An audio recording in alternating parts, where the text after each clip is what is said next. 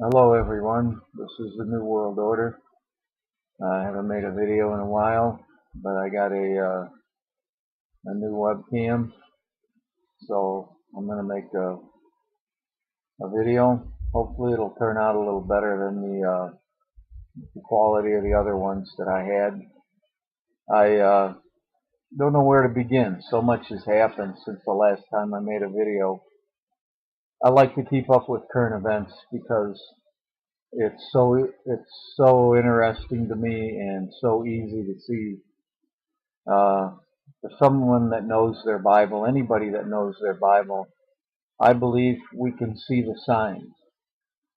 Jesus said, "I'm come that the blind may see," and he calls himself the light. And the epistles talk about if we're of the light, we're not walking in darkness. The world is in darkness. The Bible has a lot to say about people that are walking in darkness, and the people of the world are asleep.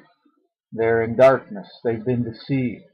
The Bible says they're blinded by the god of this world, lest the light of the glorious gospel of Christ should shine unto them. And the problem with a lot of people, I've noticed there's several problems. A lot of people, they can't approach God with their mind. It doesn't make sense to them. The things of God don't make sense. The Bible says that the spiritual things of God are foolishness to man. So you can't approach God on a rational basis. You have to understand God calls the stars by name. God knows what everybody on this planet, all 6 billion of us, are doing right now, and He knows what's going to be, where we're going to be in 10 years. God is way beyond our comprehension. It's pretty much literally impossible to reach God through intellectualism. You can't do it. You can't approach God on that basis. You have to approach God on a heart basis. That is, with your soul, with your not your emotions, but your innermost being. You have to bypass your mind and go into your spirit. Your spirit is really the part of you that will live forever. It's the part of you that will contact God. It's the part of you that makes choices, the part of you that makes decisions. It's it's the living soul of every human being that has the ability to make choices and understands the difference between right and wrong. There's nothing wrong with being educated. There's nothing wrong with being intellectual, but it's it's not how you're not going to approach God through intellectualism. There are too many false doctrines in the world that appeal to man's mind, to man's intellectual capabilities. But you understand God through your heart, and that is what God contacts man through, His Spirit. Because God is a spirit. God is not a mind. He has a mind. He had the wisdom to create the universe. He is a mind, but he has a mind, but he is a spirit. He is a soul. And that's how he contacts us, through our spirit, through our soul. But I've been, one of the things that's come to the forefront, we approach God by faith. And faith is not wishing or hoping. The Bible teaches faith is what we know.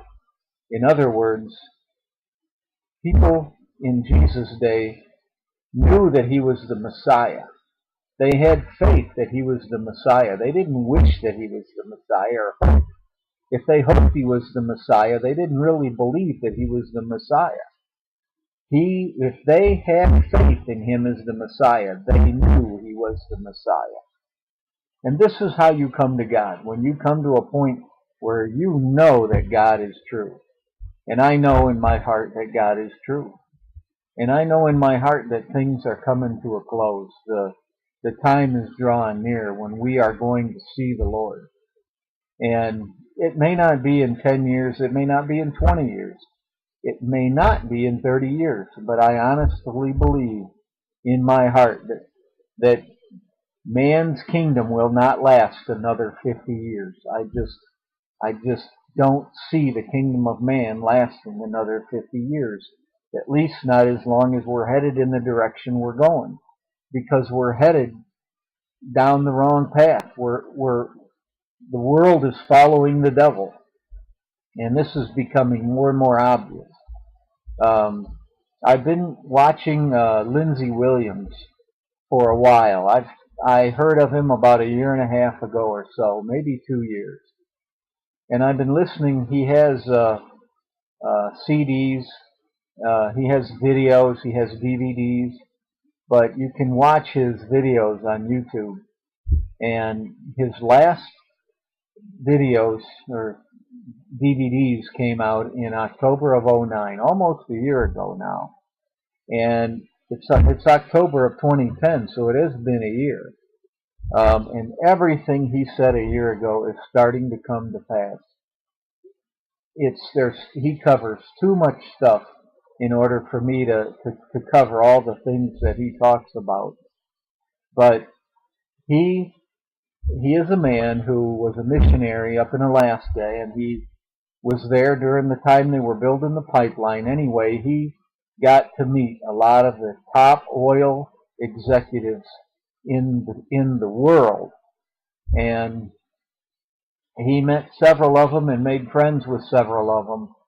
And he realized then that there was a group of people who did control the world. They controlled oil prices, they controlled the finances of the world, they controlled the media. He came to the realization that things do not happen by accident, that there is a group of people in charge who are running things. And he was introduced to some of these people.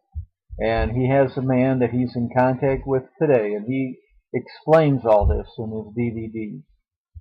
But one of the things he said a year ago was that the dollar would lose anywhere from 35% to 50% of its value in the coming year.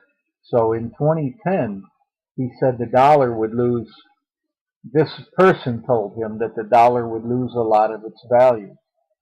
And if you see the rise in gold prices, if you understand that the dynamics involved in the rise in gold prices is not that gold is becoming more scarce or gold is becoming more valuable, what's happening is the dollar is becoming worth less. In other words, gold has gone from $800 an ounce to $1,300 an ounce. How much of an increase in the price of gold is that? Just off the top of my head, that's not quite 50%, but I guess it's around 35%. Around that area. That tells me that everything Lindsay's been saying is exactly right. Because the value of the dollar compared to an ounce of gold has gone down 35%. It takes $1,300 to buy what a year or so ago took only $800 to buy. And if you go in the stores these days and you look at the food prices and you look at the cost of food inflation, you see that that's where it's hitting us the most. Another thing that Lindsay Williams said in his DVD, the latest one, he said they would allow gas prices to remain stable. And if you've noticed, since gas shot up to $4 a gallon, and then it went back down to $2 and what is it, 70 cents or 75 cents a gallon. It's hovered right around $2.75 ever since it came back down from $4 a gallon. And if you have a good memory and you can remember back just a little while ago, it's when gas went to $4 a gallon that all this economic chaos started really snowballing. That's when the housing crisis hit. That's when all these bailouts started. Everything was based on the price of oil, cheap oil. That's what we have today. I'm going to put the link to this DVD. All right, signing off. This is the New World Order. Bye.